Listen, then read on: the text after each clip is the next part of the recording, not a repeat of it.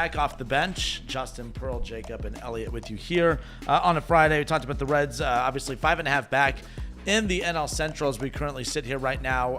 The Cubs 10 games above 500 at this point. They're sitting atop the Central. They're 7-3 in their last 10, and this is the first time we get a chance to see the Cubs against the Reds coming up this season. Regardless of how that Pirates series went, if we have to pull a positive out of this, it is the fact that of all the times to get Hunter Greene back off the IL, this is the time to do it. I will say, and this isn't a shot at Hunter Greene, and did you notice that he was out? Like, I think the one thing, so if people say we're too negative, I want to lean into the positive here. Never saying we don't need Hunter Greene. That's definitely not what I'm saying here. But did we even notice his absence? I've got to praise this pitching staff because I think that's how – oh, you said yes. Yeah. Oh. Okay. Chase Petty's start was horrendous, and then the second one, you didn't have enough confidence in Chase Petty to start him, and you had to use your bullpen for the whole game. But that's what I mean. They were able to overcome But I think that resulted in losses down the line, having to use the full bullpen. That's true. But I was just saying, for Chase Petty starts anyway, it's not like if Greene would have started. Like, we don't give Greene a lot of run support anyway, so it's not like it would have been for sure flipped. Did they win one of those Petty ones that went south? No. So they did. Chase Petty he has a 22 ERA in his start in this Greene absence. He pitched 3 innings, allowed 4 earned runs. Well, so, like, those games alone, they wouldn't have been lock wins because we don't really give Greene a lot of run support anyway. No doubt. But long term, he has a point. But he missed 2 starts. So you had the one Petty start. And then the bullpen game. Which we won, but I think that resulted in losses. Yeah. But you only give up 5 runs total in that Pirates series. I'm more on Justin's side here just because I don't think and this isn't saying we don't need Hunter Greene. I'm just saying, like, of all the fortunate things that could have happened, his absence wasn't debilitating to this team. It was just the inconsistent offense that keeps creeping its head inside. Correct. The starting pitching staff, for whatever negative I say on this show, the starting pitching staff is unbelievable. Outside of Chase Petty, unbelievable. I mean, they're every single one of them is doing their job this season. Even Brady Singer, who has by far the worst ERA, he's still getting innings. Nick Martinez, a guy that we probably didn't believe in pretty early on. Looks great. Been phenomenal. He's been incredible his last 5 performances. So look at who they've played. True. I think that if you take away a starting pitcher here in this rotation, you're going to have the ability to fight through it, and that is a positive. Hunter Greene is a generational superstar. Of course, when he's not there, we notice it, but we have the ability to not have him play every single week. Maybe he misses a start. Maybe he misses 2 starts. And the Reds are going to be able to, quote-unquote, survive. They're still not going to be able to score runs, and that doesn't change anything. But as for what the team ERA will be, it's probably going to be right around the same as when he leaves. But before or after he leaves, it'll probably be the same for whatever injury or whatever it may be. So that you're right. I mean, that is a good thing. That is a positive. The issue right now just isn't starting pitching or bullpen. It's we know what it is. So that's where I start to get more and more frustrated because, ironically, like the one thing that we knew was a problem coming into this season, we now still know that that's a problem, and there was no real addressing it. But we'll see. I mean, if Hunter Greene can give a spark, maybe he goes 7 innings shutout tonight, and the Reds are able to escape with a 1-0 win. That's what you're going to get out of a Cy Young caliber pitcher, opposed to, no disrespect, Chase Petty. Right. So there's a difference. And to be fair, yes, when you really break it down to, okay, tonight Hunter Greene's supposed to be on the mound, and he's not on the mound, and you have to go through 3-4 bullpen guys to get a complete game and to get the win. Yes, I guess you notice it from that perspective. I just mean, I don't think there's a game that we lost because he wasn't on the mound. I mean, he could have pitched the night that Chase Petty did, pitched lights out, probably still lose. I mean, most likely just the offense got shut out. Like, we would have allowed less than 6 runs if Hunter Greene started that game. So then you have a chance to, maybe you're attacking it at the plate differently if you're down 1-0 instead of 6-0 in the 9th. So the offense is horrific. So it's going to be horrific no matter who's out there. If we can get that 6 runs down to 1 or 2, it gives them at least a fighting chance. But getting him back for this Cubs series, obviously it's ideal because Chase Petty was scheduled for tonight, or at least up next in the rotation for that. I mean, what if Hunter Greene wasn't available tonight? What direction do you think Francona would have gone? He would go opener. Opener again. I mean, you have to. And then if Suter's able to go 3, then maybe you don't see Chase Petty. Yeah. So, yeah, that would have been – I'm glad we don't have to worry about that, though. So, the rotation – so, Hunter Greene tonight, you said – Abbott, Lodolo. Not bad.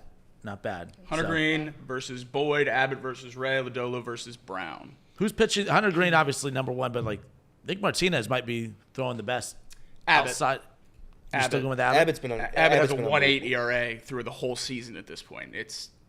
I'm not an Abbott guy. Yeah, last year, starting to I was inch higher that on him way, than you You're were. not an Abbott guy. I'm starting to inch that way. issue His with underlying metrics are terrible. The issue with, in fact, the only time he's given up more than one earned run is at that tough place to play in Colorado. That's which right. Does not count for Elevation, starting pitching. It happens. But yeah, Andrew Abbott. My only fear with Andrew Abbott is that he's not going to be able to make it throughout the whole Correct. season. And that's He hits that 100-inning wall every year yeah. after looking like a Cy Young favorite. So he's one of those guys I would love to move a 1.8 ERA to get us one of those bats when we have amazing pitching. Are you more willing to move, and I don't want to go back to the prospect conversation, Andrew Abbott, who's a proven commodity right now that's helping you win games right now, or a prospect? Who would you rather move? I would move Andrew Abbott in a second. I would move Lodolo, too. I would not. One or the other, but I would move either one of those starting pitchers. But what's your reason? I'm not saying, but what's I your think reason? Lauder, Burns are both better than those two, and they're coming pretty soon. I have a lot of faith in the prospects coming out. When Lauder gets healthy, we saw what he did last year. So I think we have an excess of starting pitching. You just said when Hunter Greene was out, we didn't miss him, so we certainly wouldn't miss Lodolo or Abbott, and we could use the bat. I would miss what Andrew Abbott's given the Reds. I think Andrew Abbott's been one of the best agree with pitchers Elliot. on the Reds, and Nick Lodolo, you could talk me into that one. You like Abbott more than Lodolo? I think he's been better than Lodolo. Yeah. This year. I think as a career whole, I think he's given. I think he's been more consistent. He's been more consistent. He's The- been more consistent, and the- he's been more they healthy. they both have the same issue, which is they can't finish seasons. So Yeah. if it's between what Nick Lodolo's given me so far and what Andrew Abbott's given me so far, I'll take Andrew Abbott as of right now. I mean, if they're both, I'll bet on the ceiling rather than the floor with a 20-year-old pitcher. Yeah, it's fair. I just think if you're factoring in injuries, which I do, I'm going to take the guy who's been pretty much lights out every single start, like Andrew Abbott, opposed to Nick Lodolo. Doesn't he have the same injury concerns as Lodolo? I think Nick Lodolo, and again, I could be wrong on this. I know what Andrew Abbott's injury is going to be every single year. It's just fatigue, it's arm exhaustion. So when that happens, I know when to expect it. We'll see him fight until July and maybe August, and right around then is when Andrew Abbott goes away. Nick Lodolo, it could be anything. He had a blister last year and missed pretty much blister. and missed He pretty missed much the entire season. forever. Yeah. Yeah. So that's just my take on it. I wouldn't want to trade any of them right now at this very second, given the fact that they're the only two things, or one of the few things on this team that are good. But they're going to have to trade somebody. Chase Petty, they're going to have to trade anybody down in the minor leagues. And Because I guess that's my question. You want to trade Chase Petty instead? Great. What does that get you? Another Austin Hayes? Another Gavin Lux? Like, you have to move someone you don't want to move to get someone that's worth a damn. Yeah. And by the way, while we're on Lodolo, because finishing season's been the big problem there. Let's say he stays healthy the rest of the season, but it's this Lodolo that we get for the rest of the season, just the ups and the downs, and he's just an okay pitcher right now, right? Like, what's your evaluation of Nick Lodolo? The expectations for him, I want to say he's kind of been disappointing, but he's actually been solid. He's been solid, but when you take the fact that the expectations, I mean, big picture, when you had Hunter Greene and Nick Lodolo coming up through the system, that was supposed to be your 1-2 punch. That was supposed to be the future of your rotation.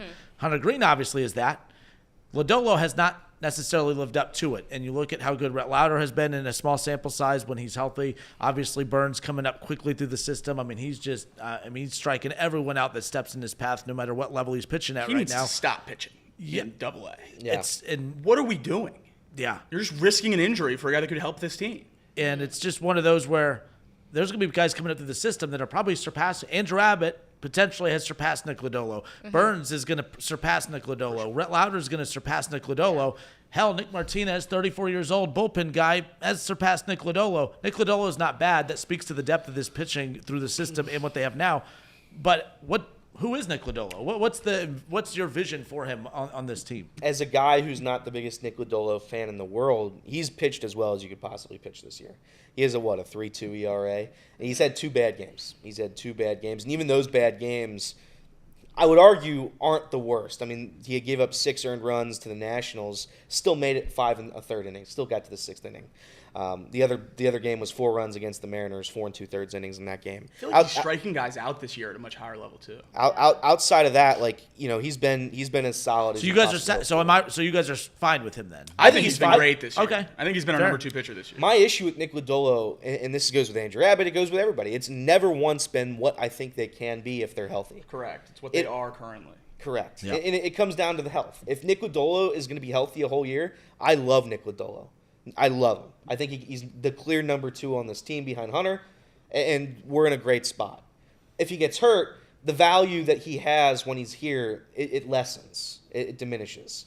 So that's what we're talking about. And he hasn't been hurt yet. There's too many ifs, though, because he's just... I agree. There's too many ifs, and, sometimes I'm like, I don't know if I want to gamble with that. So you have a good point with all the pitchers coming up. And, well, and then I think and it goes back to what the expectations were for him. I'm comparing him to Hunter Greene. So I'm sitting here saying Andrew Abbott just looks lights out because I didn't have expectations of Andrew Abbott being Hunter Greene. So I'm very impressed with Andrew. I look at Lodolo, and I'm waiting to see that Hunter Greene stuff, and maybe that's just not a fair expectation. I think that's been there this year. I think Nick Lodolo's been good. Going back and forth between Abbott and Lodolo. Abbott doesn't pitch far into games. He doesn't pitch far into the season. Yep. So there's a cap on what Andrew Abbott is, and that's what Jacob was saying when he's betting on the ceiling. Nick Lodolo, ceiling-wise, has some of the best stuff in baseball. He has that strikeout rate when he's on it. And this year, he's been able to get outs at a pretty decent clip. Again, do I believe Nick Lodolo can be one of the best pitchers in the National League? 100% yes, I do. But until I see that, I'm still going to have that hesitation because I'm always afraid of an injury, So we'll see what happens going forward. But I think Nick Lodolo is very, very good. I think any team, I would say out of the 30 teams, 29 of them would be fighting for Nick Lodolo. No doubt. Maybe 28 if you throw away the Rockies. That's it. Like everybody else is going to be fighting for a pitcher like. Well, the Pirates Nick would have to Lodolo. pay him. Correct. Okay, so 27. Maybe we trade Lodolo for Skeens. That'd be Hey. awesome. It seems fair. Look, I think, and maybe I'm being too.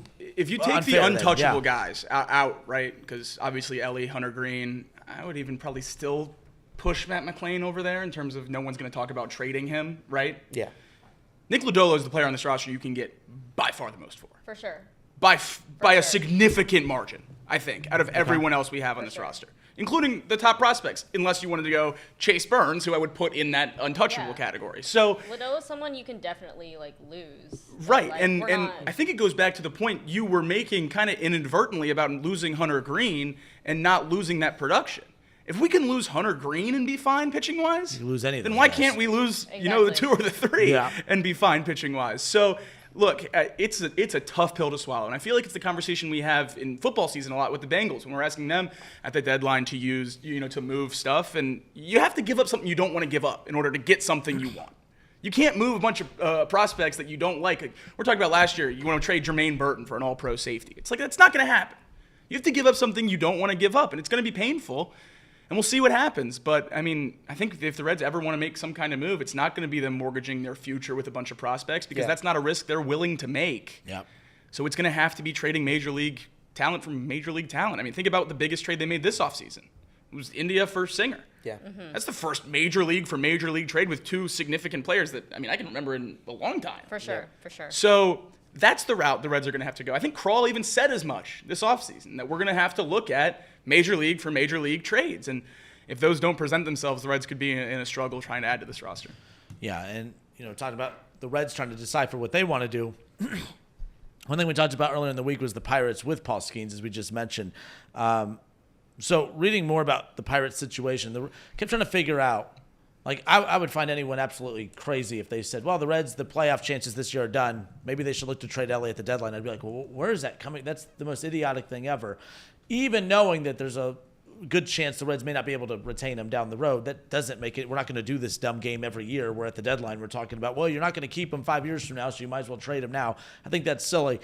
The Pirates, I didn't realize were in as bad a situation as they're in. I guess their farm system is just absolutely atrocious. And that's one reason why people did talk about the fact that the Pirates could potentially be looking to dangle Skeens out there to try to because there are no hopes of winning this season or in the immediate future. There's no hope coming up through the system. I know, you brought up Sal Stewart earlier. At least the Reds have prospects coming through that the very least, we could hang our hat on and say, well, we got some good talent coming up through. The Pirates don't even have a Sal Stewart coming up through the system. That's what led to the Paul Skeens conversation, but it doesn't matter because their general manager came out and said, no, it's not a part of the conversation at all. 0% chance that Paul Skeens will be traded. I didn't expect him to be traded, but I kept trying to figure out the motive, why that narrative was being pushed, and it's not because, the big markets like New York and others are trying to, pluck him away.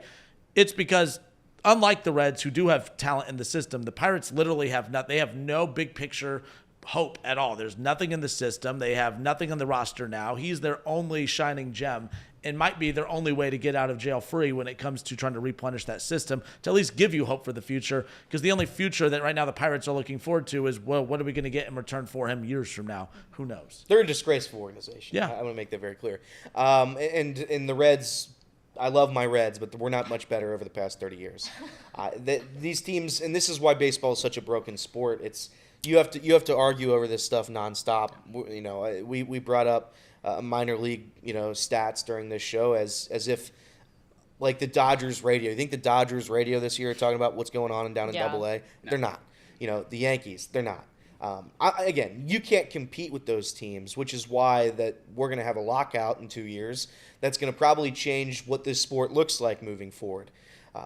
But it's the Pirates, like, having the conversation to trade their one good player is with 5 years of team control? Is everything that's wrong with this sport. And it's just a broken sport. And until someone fixes it, we're going to have these conversations, and we're still going to talk about how the Reds can't compete. The Reds are below the median, payroll line by a pretty substantial margin.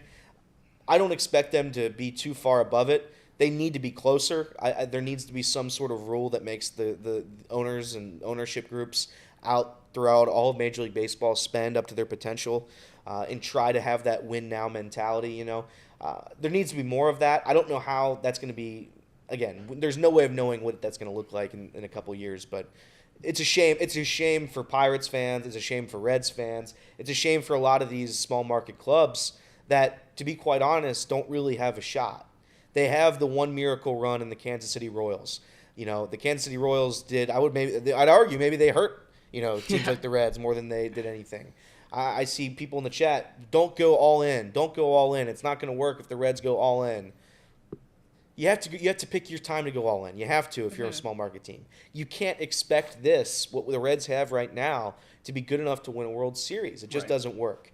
I think I've gone over the stats before. I think 3 times in the last, I want to say since 2000 maybe, teams below the median payroll line have won a World Series. I think it was like the Marlins in 2002. I think it was the Royals, and it was, I think, the Astros. I think there's been 3 instances where it's happened over the past 30 years. So it doesn't happen often. It's usually those top 10 in payroll, top 5 in payroll that win championships.